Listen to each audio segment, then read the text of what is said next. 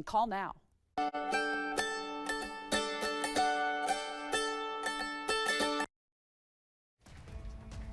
Coming up on Mountain News at 5:30, Texas' governor says he will not remove a floating barrier along the Rio Grande that critics call inhumane. Plus, teachers across the region discover ways to make learning fun through a day full of workshops at Hazard High School. And it's going to feel like you'd expect July to feel as we head through this week. I'm tracking the heat ahead as Mountain News at 5:30 starts now. Dedicated to Southern and Eastern Kentucky, this is WYMT Mountain News at 5:30. Good evening, I'm Steve Hensley. The Department of Justice just announced it has filed a lawsuit against Texas Governor Greg Abbott because he has put wrecking ball-sized buoys in the Rio Grande in an effort to block migrants from crossing into Texas.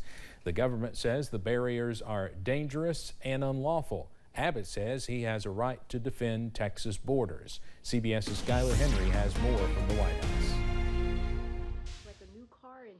The White House says Texas Governor Greg Abbott's decision to put floating barriers on the Rio Grande is endangering lives. He continues to do this really cruel, unjust, inhumane ways of moving forward with a system that has been broken for decades. The Justice Department gave Abbott until 1 p.m. Central Monday to remove floating barriers or be sued.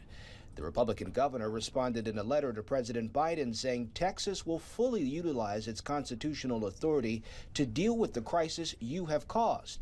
And he added, Texas will see you in court, Mr. President. I think you're seeing the governor do everything he possibly can to secure the border. The Biden administration says the barriers are not needed, pointing out that border crossings are at a 2-year low. What you see the governor doing is dangerous and unlawful, and it's actually hurting the process. It's hurting the process of what we're trying to do. They do deserve some credit for the numbers being down, but there's a lot of reasons for that. It's also 115 degrees in Texas right now. Mexico has lodged an official complaint with the U.S., saying the floating barriers violate 2 treaties governing the use of the Rio Grande. Homeland Security Advisor Liz Sherwood Randall is in Mexico City, discussing migration challenges with her counterparts. Skyler Henry, CBS News, the White House. The newly filed lawsuit says the barriers risk international diplomacy and seeks to have the barriers removed immediately at Texas's expense.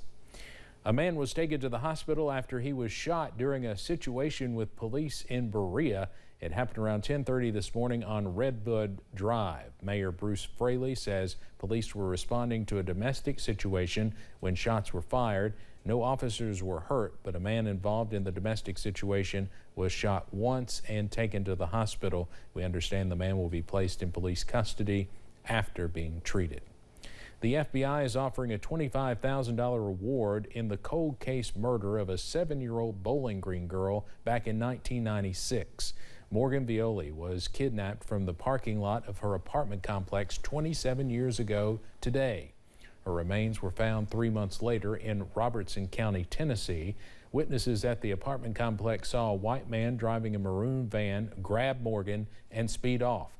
The suspect was in his 20s at the time with light brown hair.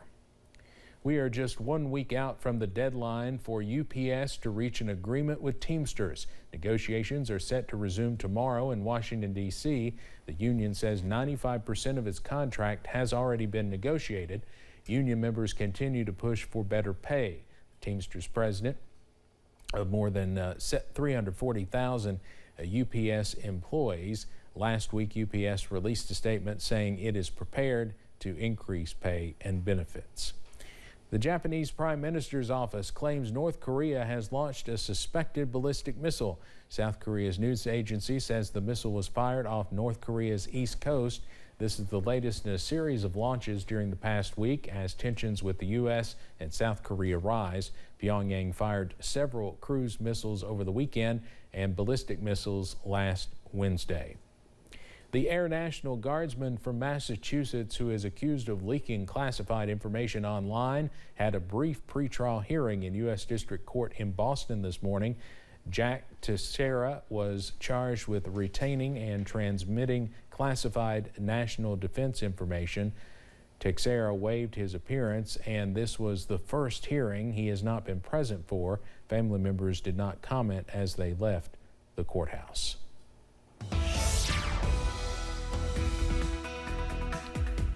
We continue to watch hot and humid conditions out there this afternoon and this evening, and watching the possibility for a couple of downpours trying to head our way. Here's the view from downtown Somerset right now. Fountain, well, looks hot enough to jump in right now. Mid-80s, please don't do that. Mid-80s out there this afternoon, and it is warm and humid. Seriously, don't do anything because the TV weatherman said you should. Into the low to mid-80s right now. Harlan's at 89, the warm spot, 88 Jonesville, Middlesboro, 87 Manchester and Monticello. So especially as you head into the Cumberland Valley, it's getting warmer. Dew points are in the low to mid-60s. They continue to come up as we head through the evening hours, and really the next couple of days already feels like 92 in Monticello and 90 in Harlan. And we're going to see highs better than that as we head through the next few days. Pinpoint Doppler is quiet around the mountains. We see a couple of downpours up into portions of southern Ohio and West Virginia. But the big action continues to be across central Kentucky, northwest Kentucky, and southern Indiana. That's where a level 2 slight risk for severe weather is in place. The level 1 marginal risk takes in a few of our western counties. I'm just not sure all those storms can make it, though. You see them developing in southern Indiana, moving in our direction. I'm not sure they quite make it here to the mountains tonight, though. But we'll keep that forecast, or keep them in the forecast as we head through the evening. Just a small chance as we only fall into the low 70s, even the upper 60s as we head through the overnight. I'll have the details on when we return to the potential for more heat in a few minutes. All right, Evan, thank you. Teachers from across the region gathered today at Hazard High School for the Teaching Learning Conference 2023, put on by Partners for Rural Impact Appalachia. WYMT's Olivia Calfee stopped by the event to learn more about what the day was all about. From flying drones with a calculator to why vocab words are important, 6th through 12th grade teachers caught a glimpse of it all on Monday. We have a wide variety of different topics and sessions that they can attend, engaging sessions. Our team has worked very hard to bring in really engaging presenters, and so we have high hopes that the teachers here today will leave energized and excited. Preparing teachers across the region with new skills to implement in their classroom. Eamon Couch, the executive director for PRI Appalachia, says days like the Teaching Learning Conference are imperative for educators. We are living and working in a world that's ever evolving, right? It's changing. And so we have to stay sharp. The tool belt that we wear as educators cannot be limited. It's got to be expansive. And one educator at the conference spent the day teaching the teachers the importance of using technology in their classrooms. Teachers my age and younger, even 20, 30 years younger, are afraid of technology. And sometimes we avoid things because we don't understand it. And I'd like to show them how easy it is to use the equipment and how durable it is, and give them some ideas of things they can do in their classroom so they could use the equipment. The kids automatically take off. They love it. Plus, the nearly 200 teachers got to hear from social media influencer and well-known educator Gary Brooks, who says his goal for the educators was to walk away encouraged. My goal is for them to walk away with one or two things that they can use to be able to get through the school year, and a couple things that they can use to encourage their colleagues that aren't here. So trying to set them up to be a leader, to be able to encourage them to step into their schools and share the same information that I share. In Hazard, Olivia Calfee, WYMT Mountain News. The conference was a collaborative offering by Partner for Rural Impact's full-service community schools, Gear Up, and Letcher Promise Neighborhood.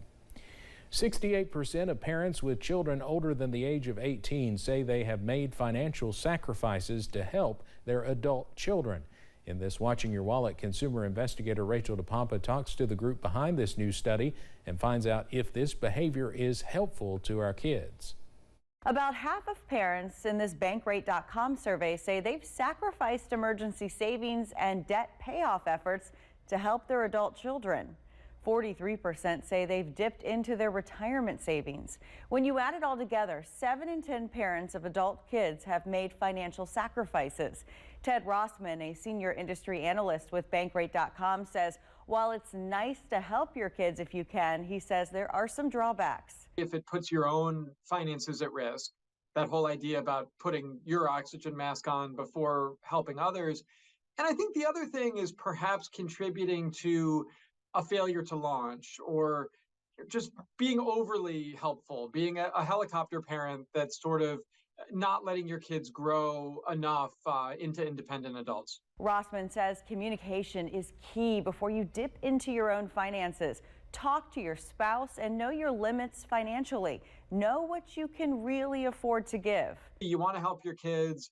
We want to be empathetic if they're in a tough spot. But I think there is a big difference between helping somebody through a crisis or just being a blank check and just giving this endless kind of assistance. He says talk to your adult children so they too know your limits, give a timetable, and create a plan for weaning the adult child off the assistance.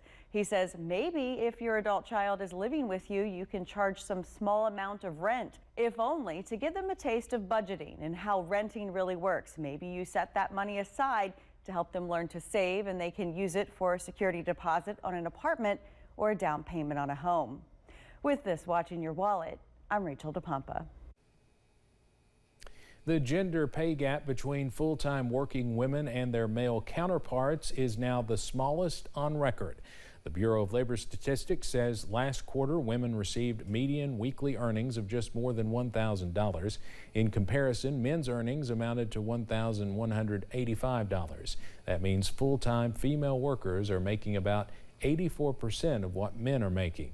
A chief economist with ZipRecruiter explains the trend. Women are getting more education and they're having children later. And so they're focusing on their careers more. Jobs are becoming more flexible, and remote work expanded 5-fold since the pandemic.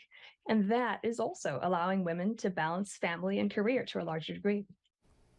Pollock also says fathers are participating in childcare more, and women are increasingly entering male-dominated fields such as construction work and computer-related jobs.